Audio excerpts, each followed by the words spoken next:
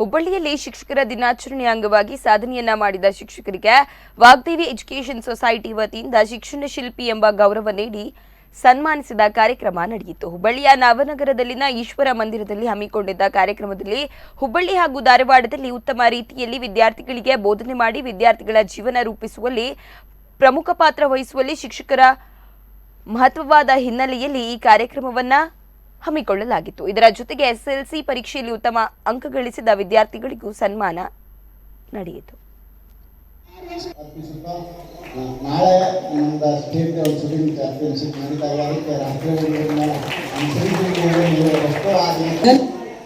ಧನ್ಯವಾದಗಳನ್ನು ಅರ್ಪಿಸ್ತೇನೆ. Thank you very much.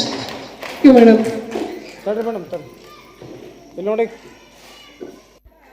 ಬೇಡ, ನನಗೂ ಅದನ್ನ ಒಪ್ಪಲಿಲ್ಲ. ನಂಗೆ ಬೇಡ, ನನ್ನದೇ ಆದ ಒಂದು ಅಕಾಡೆಮಿ ಅಂದ್ರೆ ಲಕ್ಷ ಅಕಾಡೆಮಿ ಅಂತ ಇನ್ನೂವರೆಗೂ ಅಂದ್ರೆ ಇಲ್ಲಿವರೆಗೂ 500ಕ್ಕಿಂತ ಜಾಸ್ತಿ ಮಕ್ಕಳಿಗೆ ಇವರು ಶಿಕ್ಷಣವನ್ನು